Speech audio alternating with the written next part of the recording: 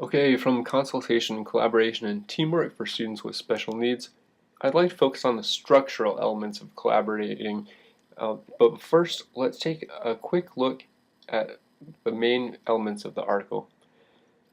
History from pre-1970 through 2005 when the article was written. Uh, just before then, FAPE was starting to be implemented for many students across the nation. EHA and IDEA said that multiple disciplinary services had to be coordinated to maximize student learning.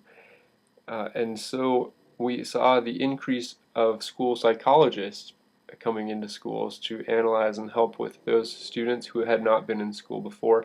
In fact, the Journal of Educational Psychological Consultation emerged at that time too.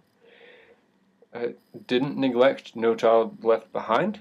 In 1994, the National Center on Educational Restructuring and Inclusion, I know you guys have heard of that before, presented findings on school collaboration which were included or influenced No Child Left Behind. And those said that successful inclusion presumes that no one teacher can or ought to be expected to have all the expertise required to meet the educational needs of all students in their classroom. So basically, collaboration is necessary. At the same time, we were increasing student or parent responsibility as part of the educational team. So really boosting collaboration legislatively as well. It's not a main point of the article, but intersubjectivity is a word that I thought was pretty cool. Asserting one's positions or ideas or beliefs while respecting those of others and working to what? Co-construct useful perspectives.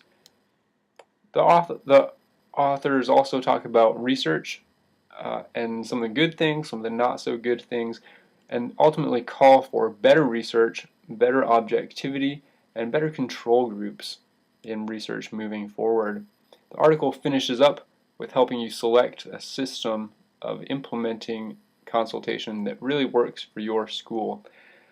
I'd like to spend a little bit of time talking about the methodology in particular. So there are 6 parts that combine to form your method. Part 1 is the system, which is just an entity of many parts serving a common purpose, which we can think of as education, or more specifically, our school. Perspective, it's vertical. 3 perspectives talked about in the article. Purchase, say Susie's having a speech problem and I can go shopping to my SLP and see if I can get a solution from him or her. In my case, it's a her. Doctor-patient, and let's use the SLP again. If the SLP comes in and evaluates Susie and diagnoses her, sees what's going on, that would be the doctor-patient perspective. Or the process perspective is just helping someone to understand what the problem is. I also thought this visual was pretty cool. Approach is formal. It just requires a set time and place and agenda to meet up. And informal would be if we have lunch with someone or we see someone in the hall and we're talking about a student. That's an informal approach to collaboration. Prototypes, these could really be their own CAP video. It's just a pattern that emerges over time.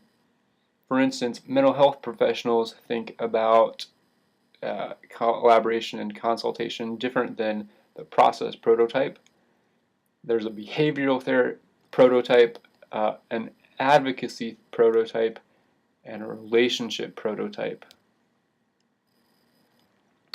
Modes, direct, face-to-face, indirect, we've talked about these in pretty great detail. A model is just an example. For instance, because the solar system is so big, we need a model. We make a smaller solar system to help us understand that. So because collaboration and consultation are such big topics, the article does a great job in providing some models that I hope someone will make a CAP video on, or that you guys will read if you haven't already. So yeah, those are the 6 parts that go into the method of consultation and collaboration. Quick review, we talked about the history, legislative impacts, research, and selecting a system that's right for you based on the methodology. So I hope that helps, and I hope you guys have a great evening or day. Take care.